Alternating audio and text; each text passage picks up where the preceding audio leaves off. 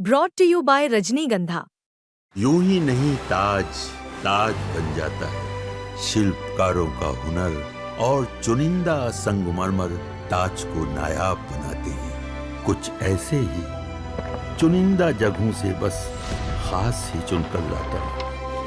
कतरे कतरे को मैं हीरे सा परखता हूँ। यूं ही नहीं मैं रजनीगंधा बन जाता हूँ। नमस्कार, आप देख रहे हैं बिहार तक और आपके साथ मैं हूं ऋचा शर्मा। बिहार में चुनावी माहौल पहले से कहीं ज्यादा गर्म हो चुका है। मुख्यमंत्री नीतीश कुमार और उनकी जेडीयू बीजेपी जोड़ी चुनावी मोर्चे पर पूरी ताकत से उतरी है।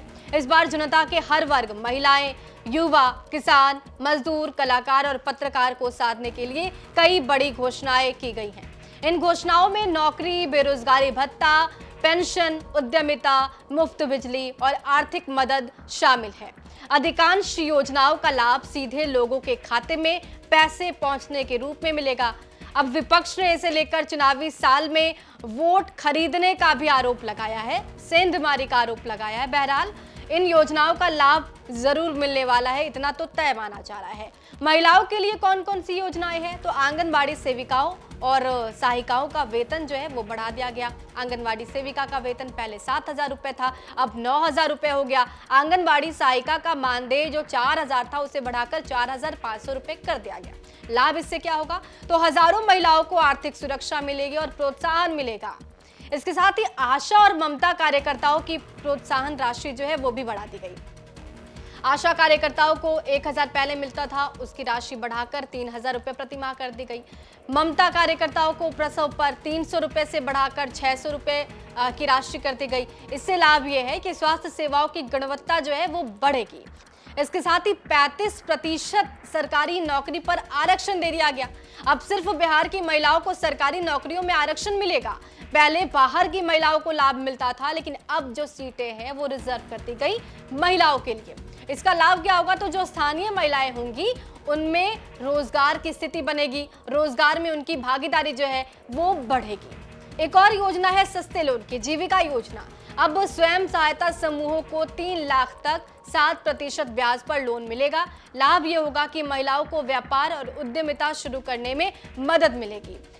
सबसे खास योजना है मुख्यमंत्री महिला रोजगार योजना। रोजगार शुरू करने के लिए 10,000 रुपए की पहली किस्त दी जाएगी। 6 महीने बाद जरूरत के हिसाब से 2 लाख रुपए तक अतिरिक्त सहायता दी जाएगी। ये तमाम जो योजनाएं हैं महिलाओं के हिस्से में आई। अब युवाओं के लिए क्या क्या हुआ है वो भी समझिए। देखिए, बेरोजगारी भत्ता 20 से 25 साल के ग्रेजुएट युवाओं को 1,000 रुपए प्रति माह दिया जाएगा। योजना 2 साल तक चलेगी। लाभ ये होगा कि नौकरी की तलाश में जो युवा हैं उन्हें आर्थिक सहायता सरकार दे रही है। दूसरी महत्वपूर्ण योजना कहेंगे स्टूडेंट क्रेडिट कार्ड लोन। 12वीं पास छात्रों को उच्च शिक्षा के लिए 4 लाख तक का लोन दिया जाएगा। अब कोई ब्याज नहीं और भुगतान अवधि बढ़ाकर 10 साल कर दिया गया। महिला, दिव्यांग और ट्रांसजेंडर छात्रों को भी अतिरिक्त लाभ दिया गया है। शिक्षक भर्ती में डोमिसाइल नीति लागू कर दी गई। बीपीएससी टीआरई 4 में ये नीति लागू है। अब सिर्फ बिहार के मूल निवासी आवेदन कर सकेंगे। लाभ क्या होगा? तो स्थानीय युवाओं को रोजगार के अवसर मिलेंगे। बाहरियों के लिए ये सीट रिजर्व नहीं होगा, जो बिहारी होंगे उनके लिए रिजर्व होगा। इंटर्नशिप योजना है, 4 से 6,000 रुपए मासिक सहायता। आईआईटी डिप्लोमा, ग्रेजुएशन, पीजी स्तर पर उसके अनुसार ही ये जो योजना है वो लागू की गई है। युवाओं को व्यवहारिक अनुभव और आर्थिक मदद के उद्देश्य से ये योजना बनाई गई। 5 साल में 1 करोड़ नौकरियों का वादा भी नीतीश सरकार की तरफ से किया गया। उच्च स्तरीय समिति रोजगार बढ़ाने की रणनीति बनाएगी और इस पर फोकस्ड होगी। औद्योगिक पैकेज 2025, ये भी बड़ी योजना आप कह सकते हैं। 100 करोड़ से अधिक निवेश वाली इकाइयों को 10 से 25 एकड़ मुफ्त जमीन दी जाएगी। लाभ क्या होगा? तो निवेश बढ़ेगा और रोजगार के अवसर बढ़ेंगे।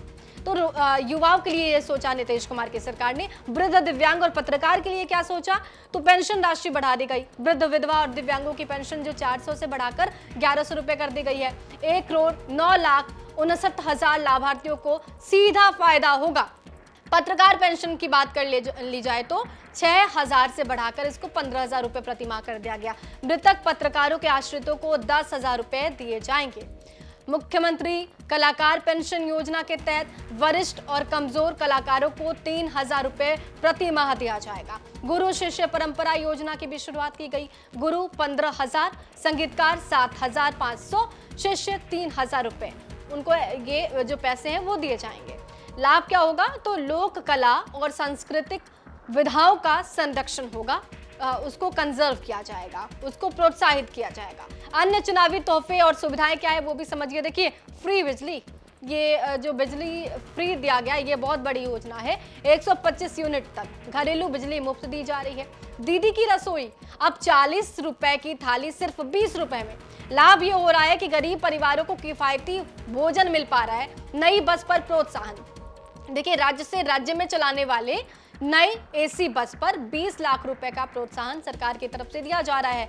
दिव्यांगजन सिविल सेवा प्रोत्साहन योजना, ये क्या है? तो बीपीएससी, यूपीएससी, पीटी पास दिव्यांग अभ्यर्थियों को मेंस और इंटरव्यू की तैयारी में 1,50,000 रुपए दिए जा रहे हैं, 1.5 लाख रुपए दिए जा रहे हैं। विवाह मंडप योजना, 8,000 से ज्यादा पंचायतों में गरीब परिवारों के लिए विवाह भवन बनाया जा रहा है। तो ये भी उन बेटियों के लिए बहुत इंपॉर्टेंट है जिनकी शादी नहीं हो पा रही थी क्योंकि पैसे नहीं। महिला, युवाओं, वृद्धों और दिव्यांगों को लाभ पहुंचाने वाली ये जो योजनाएं हैं वो कितनी असरदार साबित होंगी, या क्या विपक्ष के आरोपों का असर भी दिखेगा, ये तय करेगी बिहार की जनता। अब नीतीश कुमार की तरफ से जो 21 दांव चले गए हैं उसका असर बिहार के चुनाव में कितना होगा, ये देखने वाली बात होगी। बहरहाल आपको क्या लगता है, ये जो योजनाएं वृद्धों के लिए, युवाओं के लिए, महिलाओं के लिए चलाई जा रही है उसका सीधा फायदा हो रहा है क्या? कमेंट बॉक्स में जरूर लिखिएगा। बने रहिए हमारे साथ और देखते रहिए बिहार तक।